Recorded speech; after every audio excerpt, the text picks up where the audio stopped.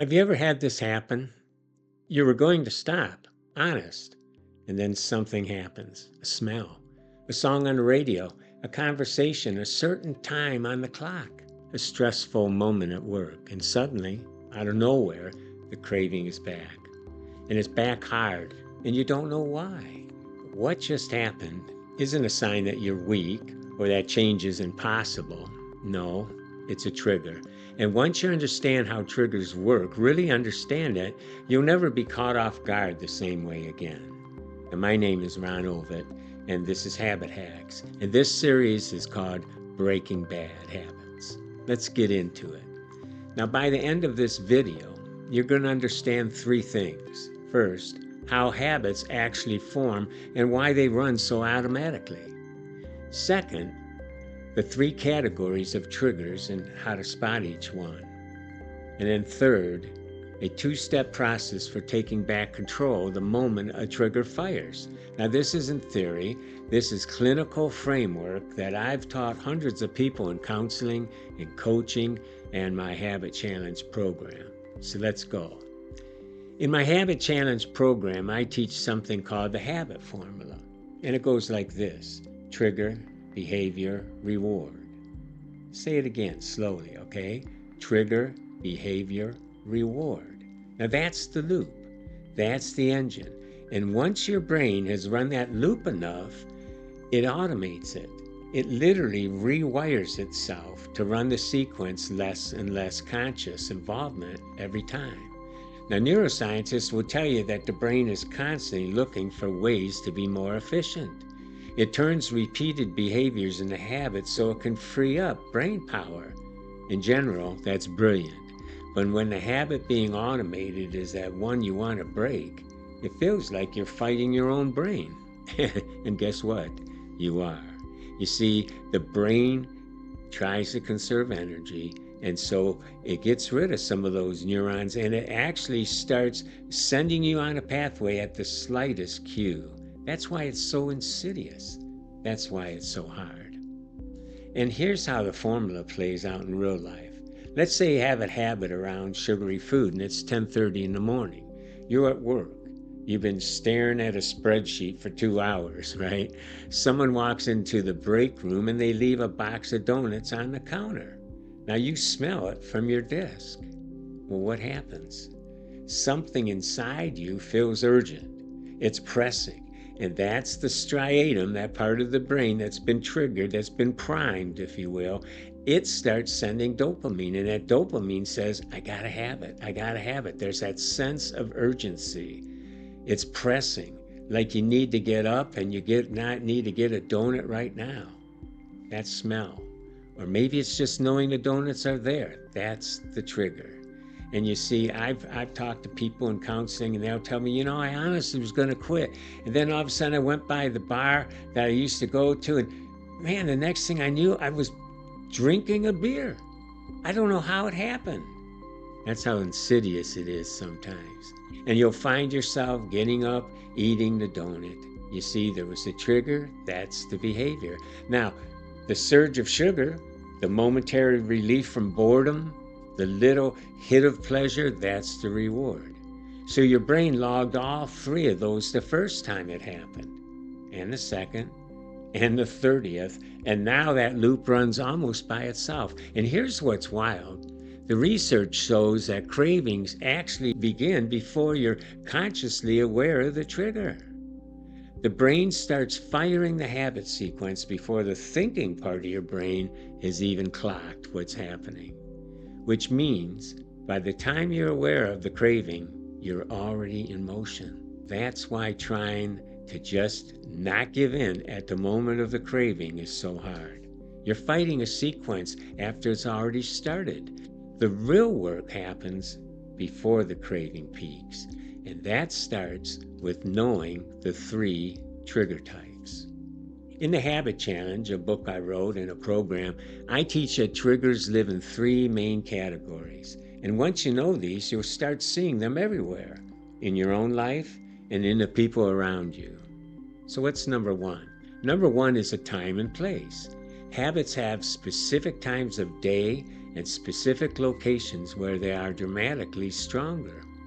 The classic example: a person doesn't crave a cigarette equally at all hours of the day. Perhaps it's 8 a.m. with their coffee, perhaps after lunch, then on the way home in the car. Those are address-based triggers, and your brain has mapped them precisely. Now here's the question: when does my habit hit hardest? That's what you need to ask yourself. When does it hit hardest? If it's a porn addiction, guys, is it when your wife leaves to go to the store, whenever she's there, or you're by yourself? Is it at night? And then the question is, where am I when it does? So that's trigger one. Category two, or the second category of triggers, is people. Now, some people are triggers, not because they're bad people, but because your brain has associated them with the habit loop. Maybe it's a certain friend you always drink with, a family member whose stress infects you, or a coworker who vents to you and afterward you find yourself reaching for food because you're all stressed out. A relationship where your habit was part of a ritual. People-based triggers are some of the most powerful and the most sensitive to address. I've known people that have been off their addiction for a while, let's say it was alcohol, and then all of a sudden some people come in town they used to hang around with at the bars years ago, and all of a sudden they're celebrating something, and that celebration, all of a sudden they're going out with them. It brought back all these, and before you know it, just going to have one, and you know how that ends up. People, a lot of times, they can be powerful.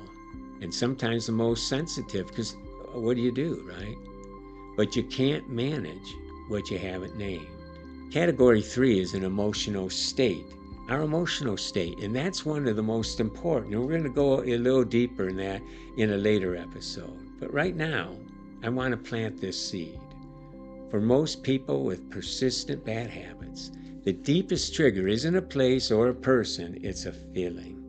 Is it loneliness, anxiety, boredom, stress, frustration, shame? Your brain learned somewhere along the way that this behavior, this feeling, and the behavior you're doing will relieve that feeling, even temporarily, even imperfectly.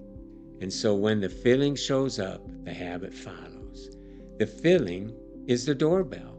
The habit is what answers it.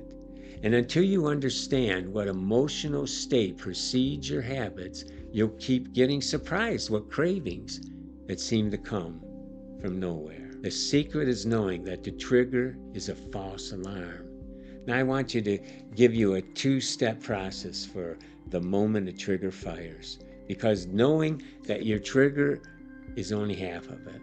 You also need a plan for what to do when your trigger shows up. So step one, recognize the trigger. Name it out loud if you can. And when a craving hits, the worst thing you can do is just go along. Don't just say, well, I want to eat.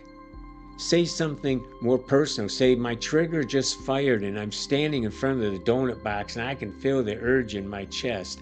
My heart rate is up. My attention is narrowing. Now that may be extreme, but on the other hand, you can do it, and that's called distancing.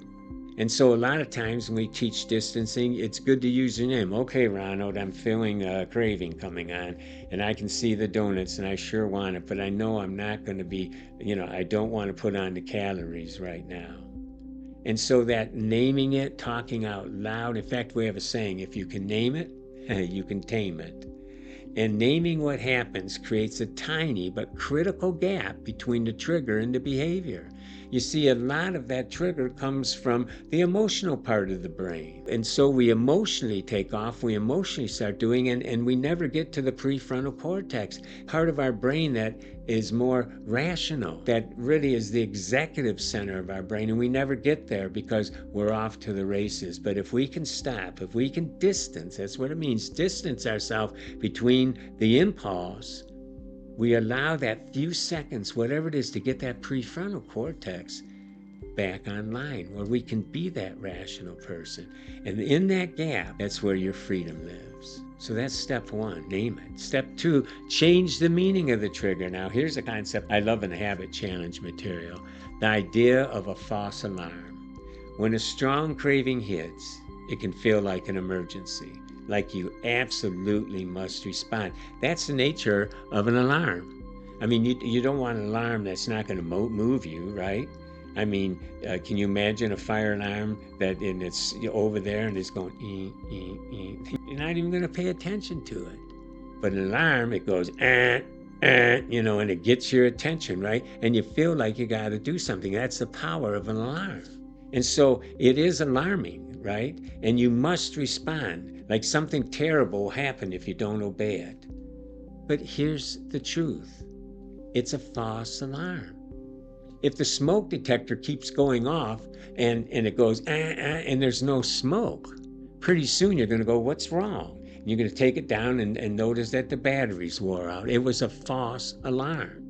It's due to false wiring. The batteries didn't work. And that's the two-step here. First, it's a false alarm due to false wiring. The association, the fact that I have to go drink is a false association. You don't have to do it. Your brain is misleading you with a cue that is wrong, and it's saying it's a crisis. The donut is not a life or death situation. The drink is not survival. The doom scrolling is not oxygen. You're not going to die if you don't have a donut. Now that sounds silly, doesn't it? But I remember when I first said that to myself, I was all worked up with some people-pleasing issues, and I remember going home, and I thought maybe I'd get fired. And all of a sudden I thought, I'm not going to die if I get fired. I don't want it, but I'm not going to die. And that sense of urgency fell down. It just dropped, and all of a sudden I could think clearly.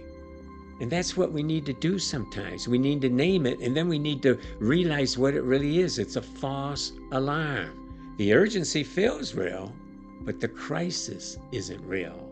The moment you recognize that, the moment you say to yourself out loud, if you need to, this is a false alarm. I don't have to obey it. I'm not going to die.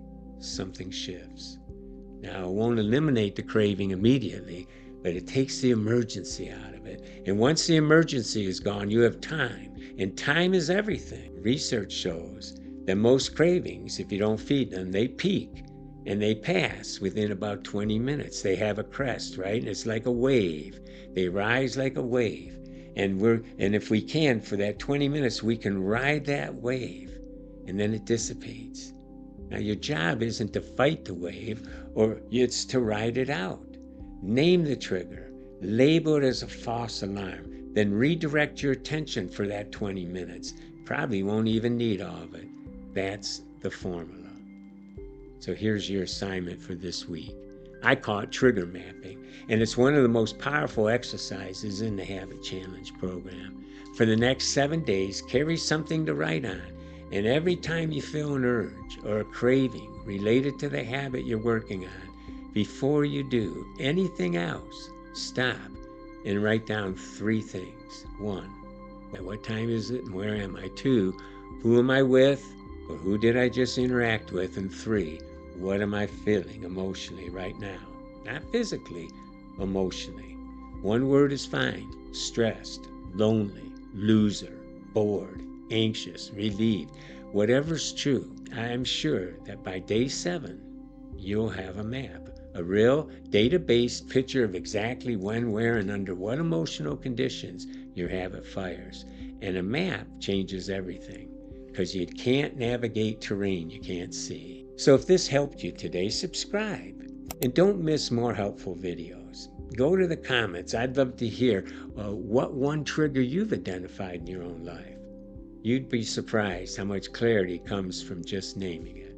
Now, I'm Ron Ovitt. This is Habit Hacks. And this is a series called Breaking Bad Habits. I'll see you in the next video.